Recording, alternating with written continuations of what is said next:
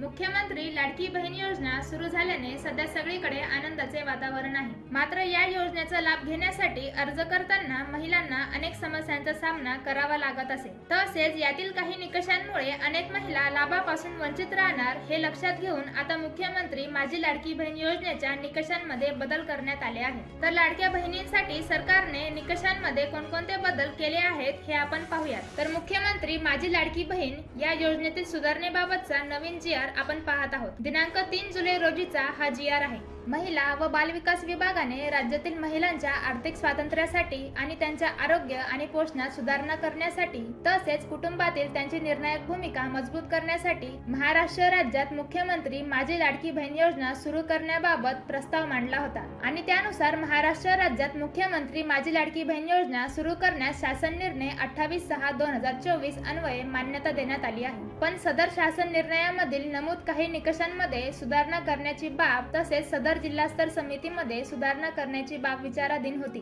त्या अनुषंगाने माजी मुख्यमंत्री महोदय यांच्या अध्यक्षतेखाली मुख्यमंत्री माझी लाडकी बहीण या योजनेबाबत चर्चा करण्यासाठी दिनांक 2/7/2024 रोजी बैठक आयोजित करण्यात आली होती। सदर बैठकीमध्ये मुख्यमंत्री माझी लाडकी बहीण या योजनेचा दिनांक 28/6/2024 रोजीच्या शासन निर्णयामध्ये अंशतः सुधारणा करण्याचा निर्णय घेण्यात आला आहे। तर मुख्यमंत्री माझी लाडकी बहीण या योजनेच्या शासन निर्णयामध्ये काय काय बदल झाले आहेत हे खालील प्रमाणे आहेत।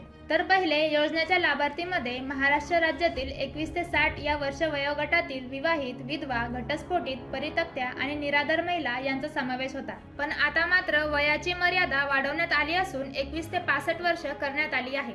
तर यामध्ये महाराष्ट्र राज्यातील विवाहित, विधवा, घटस्फोटित, परित्यक्त्या आणि निराधार महिला तसेच या कुटुंबातील केवळ एक अविवाहित महिला या योजनेचा लाभ घेऊ शकते।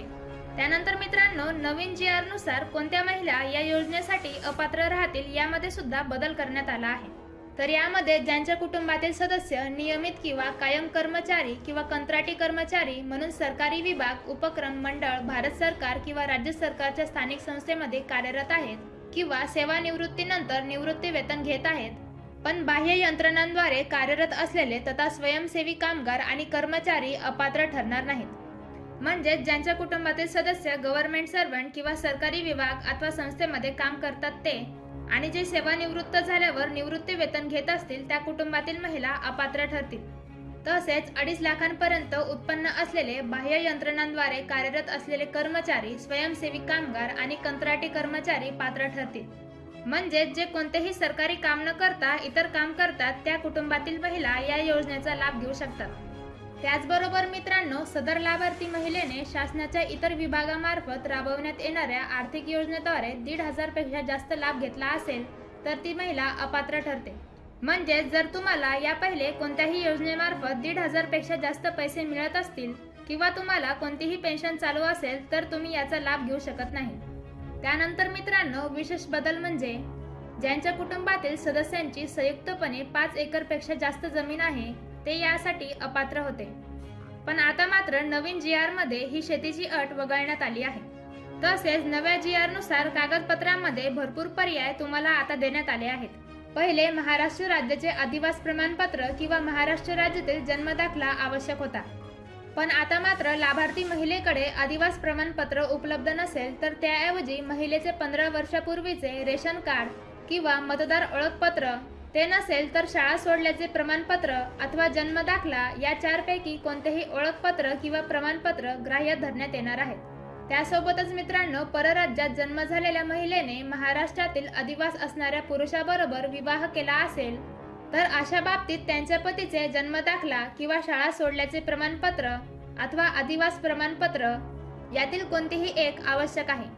त्यानंतर पहिले, सक्षम प्राधिकारी यांनी दिलेला कुटुंब प्रमुखाचा 2.5 लाखापर्यंतचा उत्पन्नाचा दाखला अनिवार्य होता।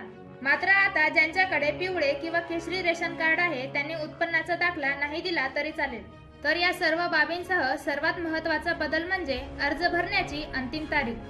पहिले 15 जुलै ही अर्ज भरण्याची शेवटची तारीख होती, पण आता मात्र सदर योजनेत तुम्ही 31 ऑगस्ट 2024 पर्यंत योजनेचा लाभ घेण्यासाठी अर्ज करू शकता।